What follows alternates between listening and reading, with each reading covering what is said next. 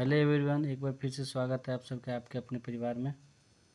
तो जैसा कि पता है कि आज से बिहार के नियोजित शिक्षकों का सक्षमता परीक्षा के लिए आवेदन प्रक्रिया स्टार्ट हो गया है। ऑनलाइन आवेदन होगा।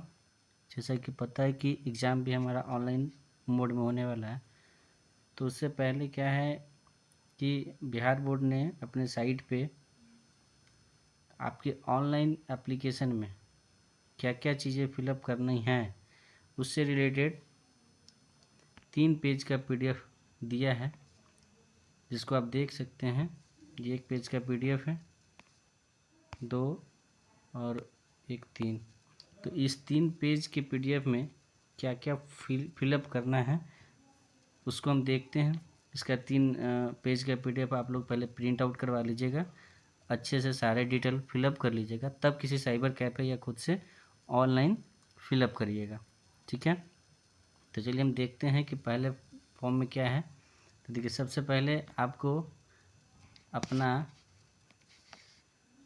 पहले आपको यहाँ पर अपना एक कलर फ़ोटो देना होगा, है ना। और नीचे में सिग्नेचर, यहाँ पे सिग्नेचर और यहाँ पे फ़ोटो। ठीक है, इसके बाद यहाँ पे आपको name of current posted district, यानी डिस्ट्रिक्ट का नाम देना होगा जहाँ अभी आप पोस्टेड हैं। दूसरा में टाइप ऑफ टीचर, यानी स्थानीय निकाय शिक्षक नियमावली 2 के अंतर्गत इन सारे ऑप्शन में से कोई एक ऑप्शन को आपको क्लिक करना है। जैसे कि 1 to 5 में तो 1 to 5, 6 to 8 है तो 6 to 8, 9 10th है तो 9 10th, 11 12 है तो 11 12th में, फिजिकल टीचर के लिए फिजिकल टीचर। इसी तरीके से लाइब्रेरियन 9 10th और लाइब्रेरियन 11 12th के लिए भी है। ठीक है, उसके बाद अगर हम आगे आ जाते हैं, अगर हम आगे आ जा रहे हैं तो फिर हमारा टाइप ऑफ नियोजन यूनिट, जिला परिषद, प्रखंड, पंचायत। जो पंचायत टीचर है वो पंचायत टीचर में, जो नगर निगम टीचर होंगे वो नगर निगम में क्लिक करेंगे। इस तरीके से नेम ऑफ नियोजन यूनिट ऑफ करेंट पोस्टिंग, यानी किस नियोजन इकाई में अभी आप पोस्टिंग है, नियोजन इकाई का नाम लिखना है। ठीक है, उसके बाद school name of current posting, अभी आप किस स्कूल में पोस्टेड हैं उसका नाम लिखना है। इसके बाद स्कूल डाइस कोड, जिस स्कूल में आप पोस्टेड हैं उसका डाइस कोड यहाँ डालना है। नेम ऑफ नियोजित यूनिट ऑफ फर्स्ट पोस्टिंग, पहली बार जब पोस्टिंग हुआ था उसका नियोजन इकाई कौन है, और अभी आप जो प्रेजेंट में हैं उसका नियोजन इकाई यहाँ पे आपको 4थे नंबर पे पूछा गया है। 7वें नंबर पे अभी जो फर्स्ट पोस्टिंग है जो 7वें नंबर पे, और करेंट पोस्टिंग है वो 4थे नंबर पे। मान लीजिए जिसका जो पहली बार ज्वाइन किया और अभी तक वहीं है, तो दोनों में नंबर 4 और नंबर 7 दोनों में सेम पंचायत यूनिट इकाई लिखाएगा, नियोजन इकाई का नाम। इसके बाद 8वें नंबर पे आ जाइएगा कि school name of first posting, पहली बार जब नियोजन हुआ था तो उस समय स्कूल कौन अलॉट हुआ था उसका नाम लिखना है। अगर अभी तक एक ही स्कूल में है तो 8 नंबर और 5 नंबर दोनों में सेम स्कूल होगा। School dice code first posting, पहली बार जो स्कूल में आप पोस्टिंग है तो उसका डाइस कोड क्या है। नियोजन लेटर नंबर एंड डेट, 10वां नंबर पे लेटर नंबर डेट मतलब नंबर में हो जाएगा पत्रांक, नंबर में हो जाएगा आपका पत्रांक, और डेट पे हो जाएगा दिनांक। ठीक है, तो ये आप डाल लेंगे। फिर टीचर का नाम, यहाँ पर अभी 11वें नंबर पर आपका नाम पूछा है, जो भी टीचर का नाम होगा। टीचर आईडी, इस शिक्षा कोष का आईडी क्या है वो भी डाल देंगे। अभी कुछ दिन पहले इस शिक्षा कोष पर सभी टीचर का अपडेट हुआ है डाटा, उससे रिलेटेड एक आईडी और पासवर्ड मिला है तो उसका आईडी डाल देंगे। मदर्स नेम डाल देंगे। इसके आगे हम आएंगे ऊपर तो 14 नंबर में हम देखते हैं क्या है, फादर्स नेम। यहाँ पे 14 नंबर पे डेट ऑफ बर्थ, दिन मंथ ईयर लिख दीजिएगा। कैटेगरी, आप जिस भी कैटेगरी से बिलोंग करते हैं, जनरल, ईबीसी, ईडब्ल्यूएस, इकोनॉमिकल, आर्थिक रूप से वीकर सेक्शन है, backward caste, EBC, SC ST जो भी हो। जेंडर में आप मेल फीमेल या ट्रांसजेंडर।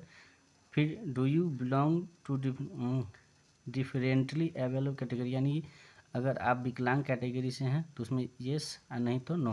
अगर येस करिएगा तो विकलांगता का भी कई ऑप्शन है, विजुअली डिसेबल है, हेयरिंग डिसेबल है, यानी आप देख नहीं सकते, सुन नहीं सकते, है ना, इस तरीके से।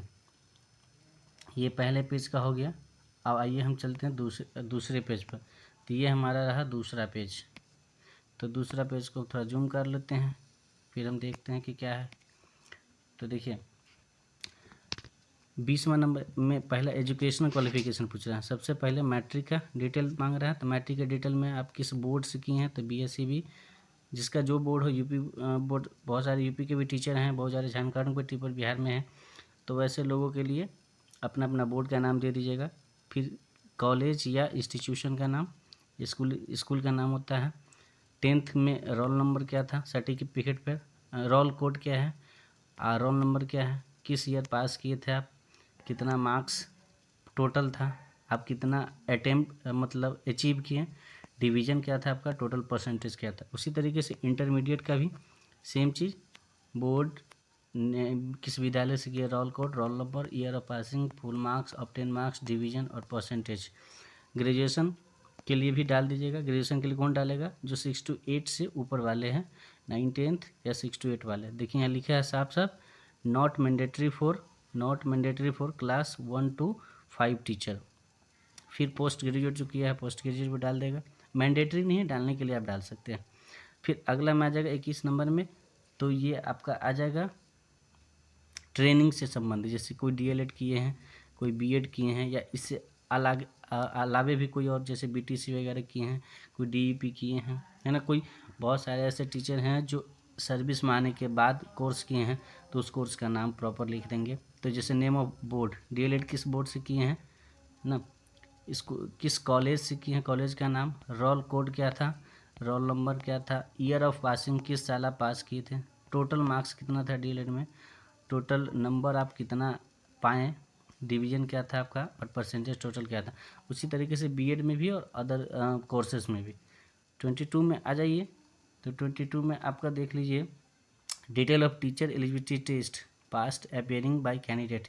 कहने का मतलब जो CTET, जो टीचर एलिजिबिलिटी टेस्ट है, TET BET या STET, तो CTET 1 to 5 के लिए CTET पेपर 1 पेपर 2 होगा, BTET STET। तो name of year of test, किस साल आप CTET या BTET दिए थे उस साल पूछ रहा है, नेम एंड ईयर, है ना।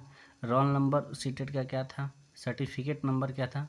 CTET में चाहे स्टेट में या BTET में अगर पास हुए होंगे तो एक सर्टिफिकेट और एक मार्कशीट मिलता है। तो रोल नंबर पूछ रहा है और उसका सर्टिफिकेट नंबर पूछ रहा है। अगर आप क्वालिफाई हैं तो ये क्वालिफाइड लिखेंगे, नॉट क्वालिफाइड तो नॉट क्वालिफाइड लिखेंगे। फिर 23 नंबर में क्लास 1 to 5 सब्जेक्ट।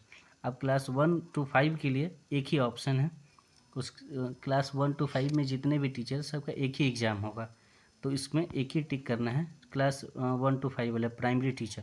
6 to 8 वाले के लिए बहुत सारा ऑप्शन है, क्योंकि 6 to 8 जो है बेस्ड ऑन ग्रेजुएशन पे होता है। ग्रेजुएशन में जो आपका सब्जेक्ट होता है उसी को मेन सब्जेक्ट माना जाता है। जैसे हिंदी से ऑनर्स किए हैं तो आपका हिंदी हो जाएगा, इंग्लिश ऑनर्स किए तो इंग्लिश हो जाएगा, बांग्ला से किए तो बांग्ला, और संस्कृत से संस्कृत, मैथिली से मैथिली, अरबी से अरबी। इसी तरीके से अगले पेज में और भी बहुत सारा सब्जेक्ट है, जैसे में देखिए यहाँ पे, तो ये देखिए और भी बहुत सारा सब्जेक्ट है। जैसे मैथ है तो मैथ किए तो मैथ करिए, जूलॉजी देख लीजिएगा आप लोग, आपका जो भी सब्जेक्ट होगा इसी में से वो आप सेलेक्ट कर लीजिएगा। इसके बाद 24 नंबर पे हम आ जाते हैं।